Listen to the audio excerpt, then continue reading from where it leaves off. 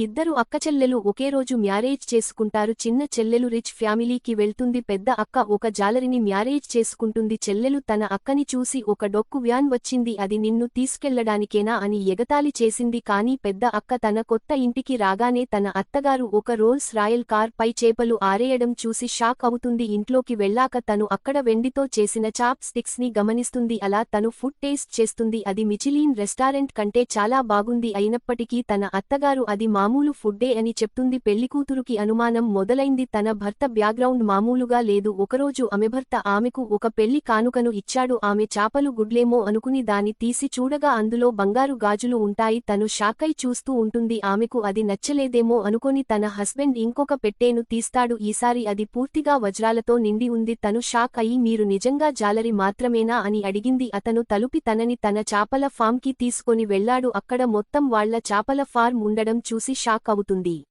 అప్పుడు తను తన చేతికి బ్యాంక్ కార్డ్ ఇచ్చి ఇవి నీ ఖర్చులకు ఉంచుకో, ఇందులో $800 మిలియన్ ఉన్నాయి అని చెబుతాడు. అప్పుడే తనకి అర్థమవుతుంది తను ఒక జాలర్ని కాదు మిలీనియర్ని పెళ్లి చేసుకుంది అని. ఇంతలో తన చెల్లి తను ధనవంతుల కుటుంబంలో ఉన్నప్పటికీ తను చేసే ప్రతి పనిలో అత్తగారి చేతిలో తిట్లు తింటూ ఉంది. దీనికి పెద్దక్క అపారమైన సంపద ఉన్నా కూడా కష్టపడడాన్ని ఎంచుకుంది. ఒకరోజు తన హస్బెండ్ తనని ఒక పెద్ద రెస్టారెంట్ కి తీసుకెళ్లాడు. అనుకోకుండా తను అక్కడ తన చెల్లిని చూస్తుంది. తన అక్కని అవమానించడానికి చెల్లెలు తన మీద దొంగతనం చేసిందని నిందను వేస్తుంది. అలాగే తనని సెర్చ్ చేయాలని కూడా డిమాండ్ చేస్తుంది.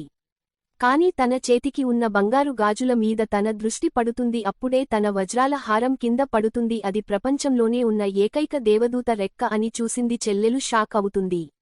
గెస్ట్లు కూడా చూస్తూ ఉంటారు. ఆ పెళ్లికూతురు దాన్ని దొంగిలించింది అని వాళ్లంతా అనుకుంటారు. వాళ్లు పోలీసులకి కాల్ చేయబోతూ ఉంటారు. ఇంతలో తన భర్త అక్కడికి వస్తాడు.